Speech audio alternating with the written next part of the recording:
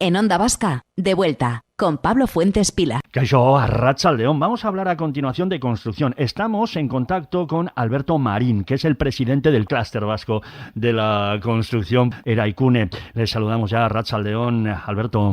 Arratsaldeon, Pablo. Bueno, pues comenzamos hablando. Lo primero, vamos a definir el clúster vasco de la construcción. Es una asociación, una agrupación de empresas que tienen relación directa con el sector de la construcción, ¿no? ¿Qué engloba el clúster de la construcción? Bueno, el clúster vasco de la construcción lo que engloba es toda la cadena de valor relacionada con el sector de la construcción, y en ese sentido es todos aquellos agentes que participan en la generación de valor de la construcción, desde la primera pata, que es la propia definición de los proyectos o de la prescripción de cualquier proyecto que exista relacionado con el sector de la construcción, hasta la última fase de mantenimiento o de control final, o de incluso de recirculación, que hablamos mucho últimamente de economía circular, de todos aquellos productos que pueden volver a entrar en la circulación, de lo que significa todo lo que es el sector de la construcción. Vamos, que cuando vemos algo construido, porque aquí estamos hablando de construcción desde obra civil, una carretera, por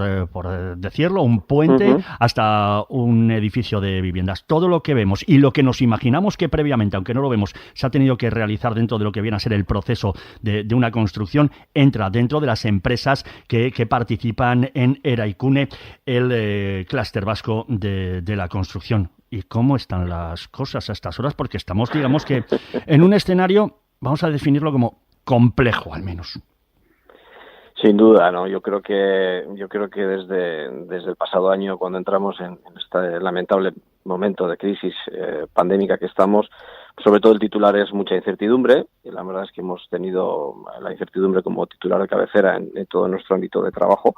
Y bueno, es cierto que el sector ha sufrido, quizás no tanto como otros, porque todos tenemos en la cabeza otros sectores que están sufriendo notablemente esta situación. Nosotros, como ya veníamos de una situación realmente mala, de años anteriores en los que habíamos sufrido mucho. La crisis financiera del 2008 y todo esto, ¿no? Correcto, eso es, efectivamente. Eso nos había provocado, pues, partir de una situación bastante pobre, negativa. Entonces, a nada que, bueno, pues como la mantuviésemos, pues ya parecía generar un cierto optimismo dentro de una mala situación. Y bueno, es cierto que el sector no ha sido el más desfavorecido, el más afectado en esta situación pandémica, pero aún así no sigue siendo un sector como el que fue en su momento y el que motor de generación de economía en nuestro país, ¿no? Vamos, que las cosas están complicadas, pero dentro de lo que cabe, pues como veníais de un escenario muy malo, digamos que empeorarlo era difícil, es poco más o menos lo que te he entendido, ¿no? Estaba tan mal las cosas que a poco que se haya movido, incluso en plena pandemia, la cosa se ha por lo menos mantenido. Yo te quería preguntar, claro, abarcáis todo lo que es la construcción, decía yo en un principio, pues desde la obra civil hasta la construcción de un edificio de viviendas de promoción privada. ¿Cómo están tirando, por ejemplo, estos dos grandes sectores, por decirlo de alguna manera, dentro del panorama de la construcción? Bueno, nosotros fundamentalmente hasta ahora las dos grandes patas que traccionaba el sector de la construcción era la obra civil, que venía muy ligada, lógicamente, al mundo presupuestario gubernamental, y que de alguna manera eso nos ayudaba a traccionar la actividad en el sector. Y otra de las partes era la vivienda. Efectivamente, había vivienda privada, que eso también traccionaba notablemente la actividad, y la pública, que iba a veces relacionada con la misma, que bueno, que últimamente sí intentaba generar mayor actividad. Sí es cierto, y hay que poner encima de la mesa, que hay una tercera pata que bueno, pues que es una realidad que ya llevábamos manifestando nosotros desde el clúster desde hace tiempo, que es el parque de viviendas que tenemos, sobre todo, por ejemplo, el País Vasco, que es un parque de viviendas antiguo, muy antiguo, y entonces la pata de la rehabilitación va a ser estratégica en los próximos años. Va muy relacionada con esto que hemos hablado anteriormente de la cadena de valor, desde el inicio de los proyectos hasta la finalización y el mantenimiento pues, o bien de las carreteras, o en este caso la rehabilitación de las viviendas. Ahí va a ser una pata estratégica y de actividad que hay que poner hoy por hoy encima de la mesa, y que es uno de los grandes retos y es una de las grandes oportunidades que el sector tiene que afrontar para este año 2021 y los que viene. Los fondos europeos, Next Generation y todo esto están enfocados hacia esa otra línea de trabajo, y somos muy optimistas en que ella nos pueda ayudar a que con las dos anteriores que ya te he mencionado, pues podamos empezar a sacar un poco la cabeza de una situación, pues bueno, que venimos pues muy negativa de los últimos años. La rehabilitación de las construcciones de las viviendas que nos estás comentando no deja de ser como un reciclaje de algo que ya hay, de lo que tanto se habla, ya no por pandemia, sino desde hace ya muchos años, ¿no? Lo de reutilizar, volver a dar valor o volver a poner en valor algo, ¿no? Me imagino que esa filosofía también se impone.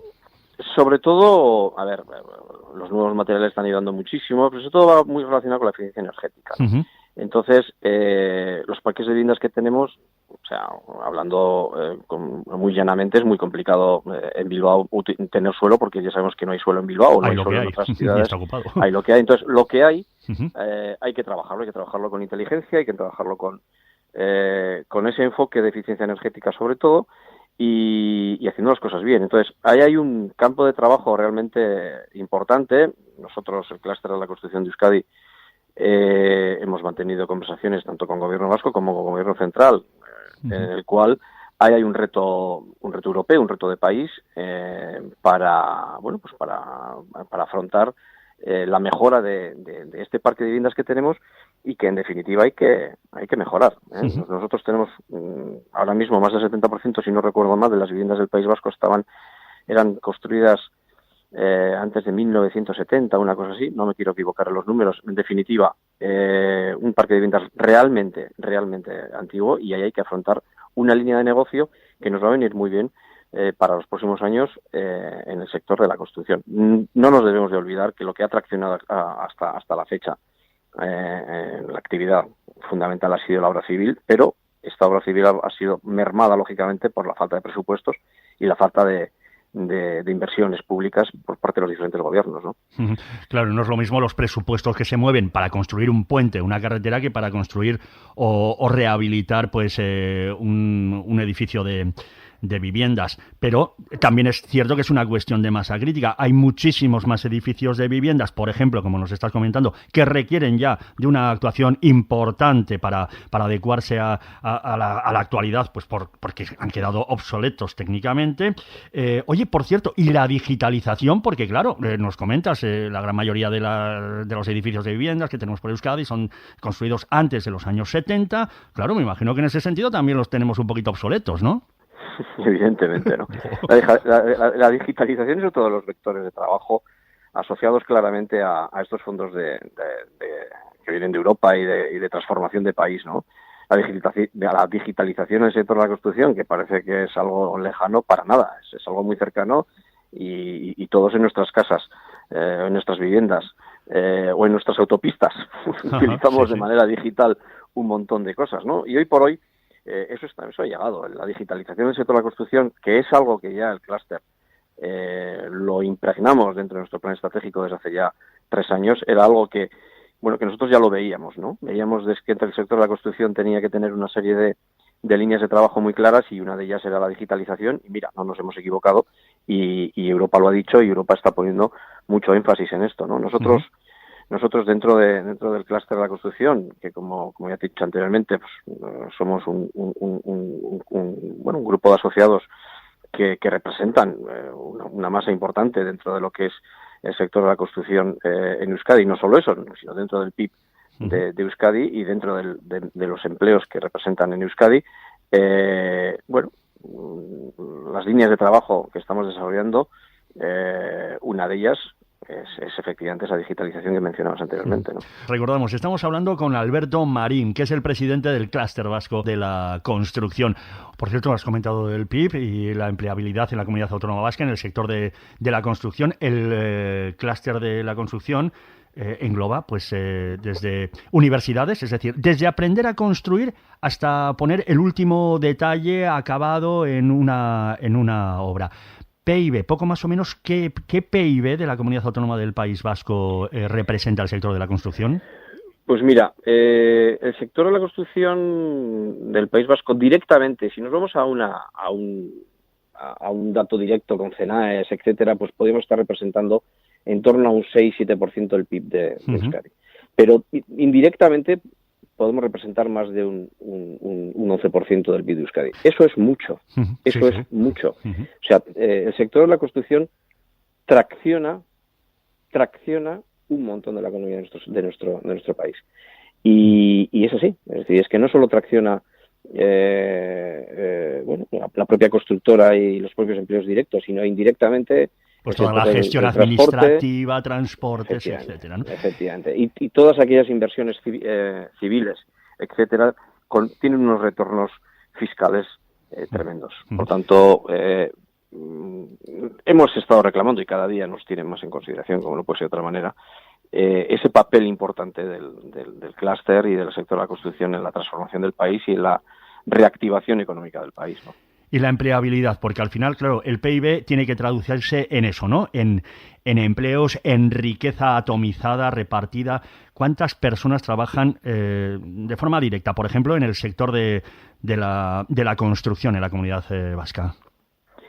Bueno, el clúster representa en torno a unos 10.000 empleos, el propio clúster, pero el sector de la construcción representa muchísimo más.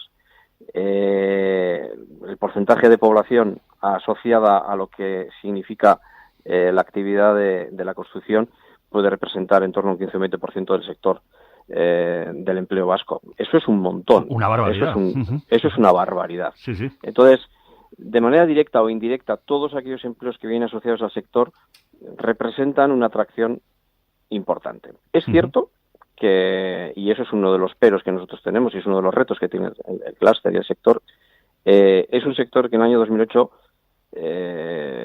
pues lamentablemente, perdió un montón de empleo. Perdió y además fue a mí me parece que fue muy maltratado por parte de, en general, la sociedad, que empezó a mirar con casi desprecio todo lo que se llamaba el ladrillo y todo esto.